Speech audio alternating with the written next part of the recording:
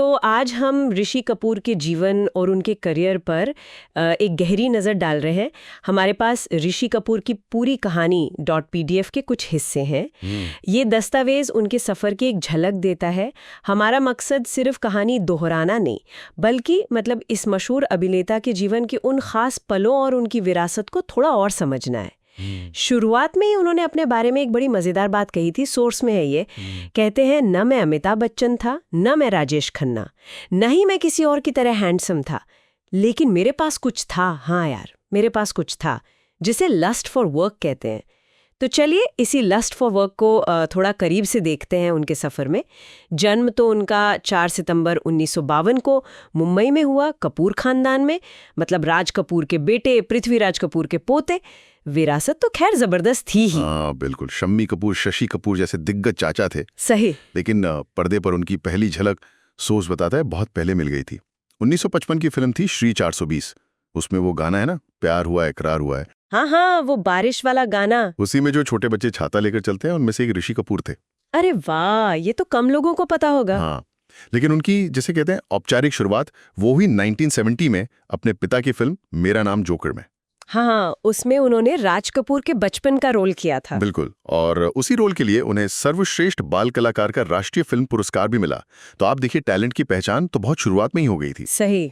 और फिर आया 1973 और बॉबी, वो तो एक धमाका था। हाँ, रातों रात स्टारडम। फिल्म जबरदस्त हिट फ्री और ऋषि कपूर एकदम से देश के नए लवर बॉय बन गए।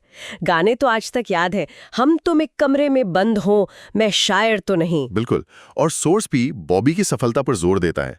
कहता है कि उसकी वो ताजगी, वो टीनेज रोमांस का नयापन और ऋषि कपूर का वो चार्मिंग रोमांटिक अंदाज, हाँ, वो दर्शकों को बहुत भा गया। बिल्कुल, उसने दर्शकों का दिल जीत लिया और हिंदी सिनेमा में उनकी एक खास पहचान बन गई वहीं से। और फिर उन्होंने नीतू सिंह के साथ जोड़ी बनाई। क्या कमाल की केमिस्ट्री थी। हाँ, वो तो है। खेल खेल में, कभी कभी, अमर अकबर एंथनी, कई हिट फिल्में दी साथ में। पर्दे पर उनकी केमिस्ट्री बहुत पसंद की गई। और सोर्स ये भी बताता है कि ये रिश्ता सिर्फ पर्दे तक नहीं रहा। हाँ, असल जिंदगी में भी बदल गया। सेट पर ही प्यार हुआ और फिर 1980 में शादी कर ली। सही। और ये सफर बहुत लंबा चला। ऋषि कपूर का करियर देखिए, 150 से ज्यादा फिल्में की उन्होंने। 150 फिल्में, ये बहुत बड़ी बात है। बहुत बड़ी बात है। और हिट्स भी लगातार दी। चांदनी, प्रेम रोग, नगीना, दीवाना, कर्ज, सरगम, कितनी फिल्में हैं। हाँ, लिस्ट तो बहुत लंबी है। ये दिखाता है कि वो कितने लोकप्रिय थे और लंबे समय तक अपनी प्रासंगिकता बनाए रखी उन्होंने। बिल्कुल।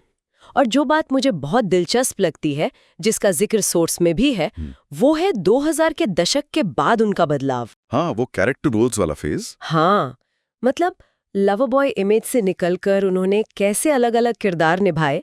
अग्निपथ में रऊफ लाला, क्या कमाल का नेगेटिव रोल था। बिल्कुल अलग। फिर डी-डे में गोल्डमैन, मुल्क में वो वकील, कपूर एंड सन्स में वो मस्त मौला दादाजी। हाँ, 1-2 नॉट आउट में भी अमिताभ बच्चन के साथ। सही। ये दिखाता है कि वो एक एक्टर के तौर पे कितने वर्सेटाइल थे, खुद को समय के साथ बदलने में माहिर थे। सो शायद इसी लस्ट फॉर वर्क की बात करता है ना। हाँ, कि वो सिर्फ एक इमेज में बंद कर नहीं रहना चाहते थे। हाँ, बिल्कुल। सोर्स इशारा करता है कि ये उनके अंदर के कलाकार की भूख थी। वो चुनौतीपूर्ण भूमिकाएं ढूंढ रहे थे, ऐसी भूमिकाएं जो उनकी बनी बनाई छवि को तोड़े।